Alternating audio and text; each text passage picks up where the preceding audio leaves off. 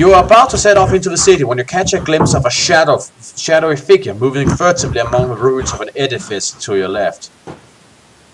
So, and if I remember correctly, you do not have the combinations of skills, Psi Screen, Psi Blast, Divination, and Nexus. Nope. Nope. Alright. So, do you wish to... You can either investigate with shadows or ignore it. Investigate. Investigate. Yeah, let's go see what it is. Fearfully you approach the shadow until you can discern its gruesome features. It is a ghoul, similar to those you encountered in the Hollow, but this creature looks even less human.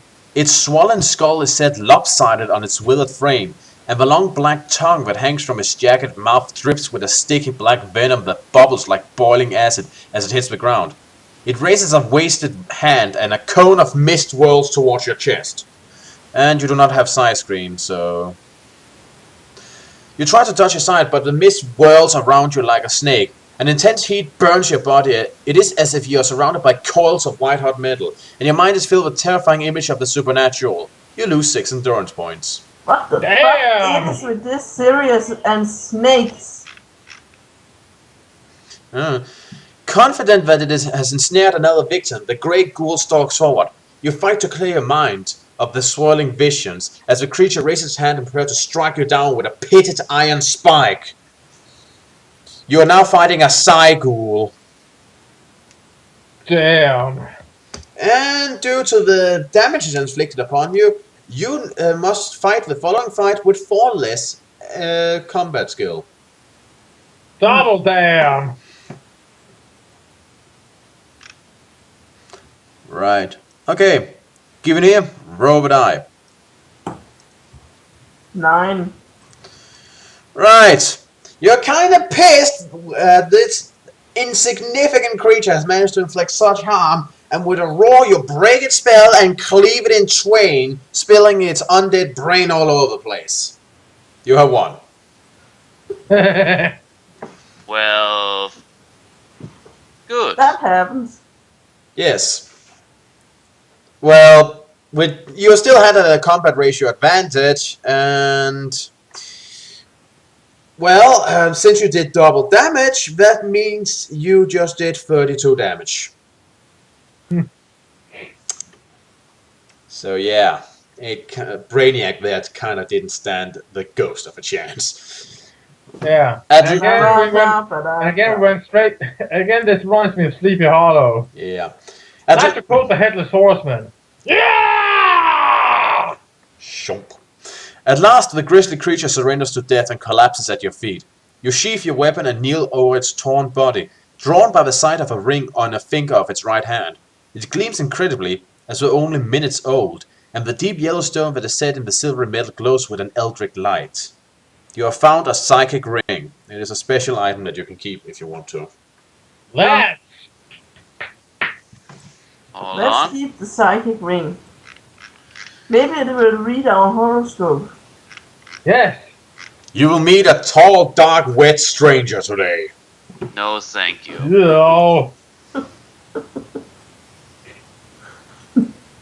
Beware, vagueness is coming. I kind of expected that. There's a chance it will rain, unless it does not today. Well, duh. You will be in a good mood today, unless something happens that will cause you to not be in a good mood. Such as a bad event. What is Well, this duh. horoscope on Magic 8 Ball? I don't know, I'm just making stuff up. For countless hours you follow the great avenues as it bisects the heart of Zorix. The once grand buildings that line this ancient thoroughfare are in varying states of decay. Some are almost intact, while others have disintegrated into little more than piles of black rubble. You try to keep track of time, but it proves difficult in the perpetual half-light of this buried world. Twice you stop to sleep and eat before you're near the center of the city. And... yeah, you just find something, I don't know. There you discover a great hall, its arched porticos smooth and undamaged by time. As you pass through one of these massive arches, you notice a group of reptilian creatures huddled at the top of a staircase that descends into darkness. They are stroking a large leathery egg and speaking to each other in a low, hissing language. And there's a picture of the critters. Just a moment. Yep. You know, considering that we have only made doors up until these creatures, I think I know what we have been eating for the past time down here. Yummy! I'll bet 100 that that's a dragon egg. Do you wish to approach these creatures under cover of the pillars? Do you wish to call out to them? Or do you wish to use a bow? I say we sneak up to them and see if we can somehow understand what the hell they're actually talking about. You could also just go up and say hello. Let me see. It's not like it have never worked before. We could try, but what say you, Warlord? I actually agree with Giovanni. Right. The reptilians hear you and fix you with frightened stares. They wrap their webbed hands around the leathery egg protectively and slink quite quickly back down the stairs. You run to the top of the staircase and peer down into the gloom, but you can see nothing in the darkness. You can either use your lantern, I believe you have one of those here, or you can throw a fire seed down into the darkness, or you can just draw your weapon and just go down into the darkness. So, lantern, fire seed, or just wade right in. Lantern. Yeah, lantern. A fire seed, that's pretty much like throwing a hand grenade in there after them. As your light flares into life, you notice an object lying on the steps. It was dropped by one of the reptilians as it made its hasty escape. It is a hexagonal-shaped piece of metal embossed with a numerical design. And you found a hexagonal token before, right? So Yeah. with the experience of what happened when you last touched one of these strange tokens still fresh in your mind, you avoid picking up this one. However, this does not stop you from looking at its intricate design. The token is engraved with a mathematical equation, and you calculate the answer to be 320. Take notes, Warlord. Yes, a token with the number 320. It does not burn. Cautiously, you descend the staircase, expecting the unexpected. How the fuck do you do that? I don't know. I am expecting it to start raining bananas now. Now, I would have said I was expecting Ronald McDonald to jump out of the shadows, but yours worked too. Your weapon held ready in case the reptilians attempt a surprise attack. The glow of your light washes over the black stone stairs below, and you freeze in your tracks when you notice a poorly concealed trap. Carefully you step over the snare and continue towards the door at the bottom of the stairs. It's unlocked and slightly ajar. And, okay, and you don't have a mirror as far as I remember. Do Let me check.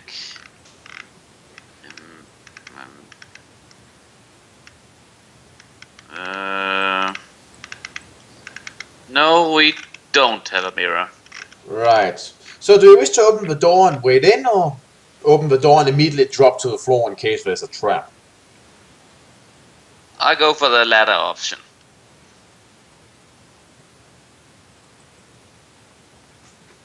Yeah. Perhaps so. I don't care. Right.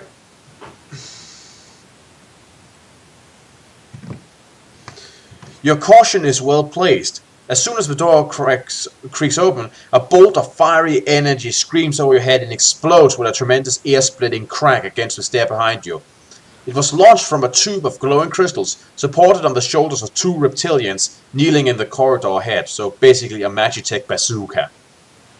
I like Magitech flamethrower. Also possible.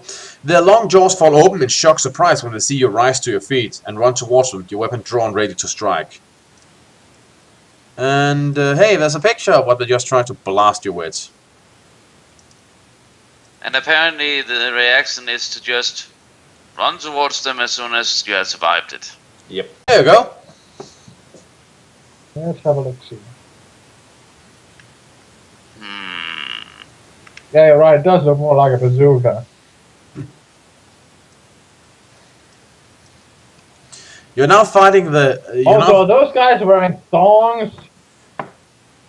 I'm not sure if they're wearing thongs or if that's just the way their flesh folds around their crotch.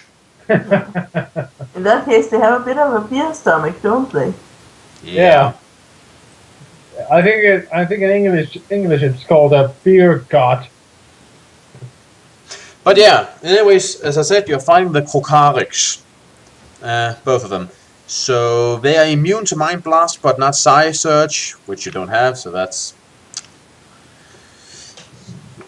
doesn't matter. Also, you have the surprise attack advantage. So you're immune to damage for the first 2 rounds. Nice. And I suppose that we only have the option of, eviscerating them from existence itself, not just knock them out. Yep.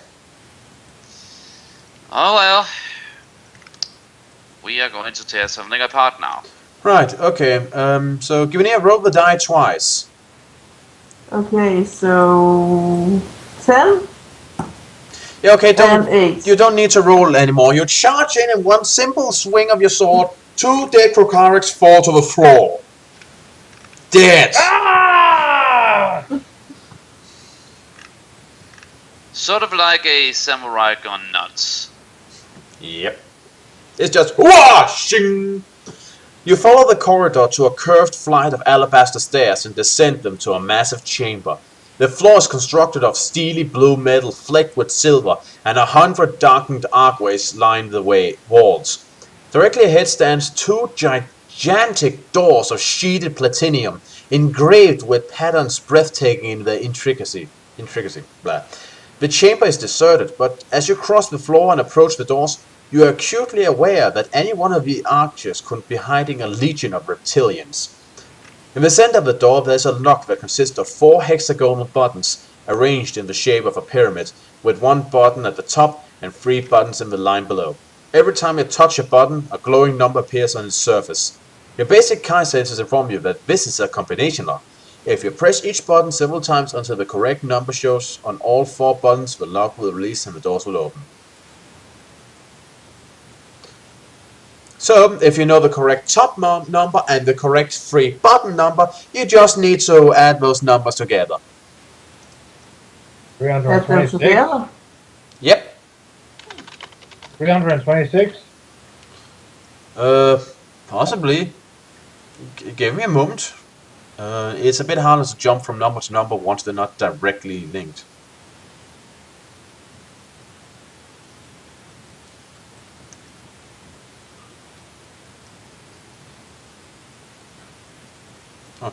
Oh, I could just do. What is it you said? 326. It was 6 and then 320, so 326.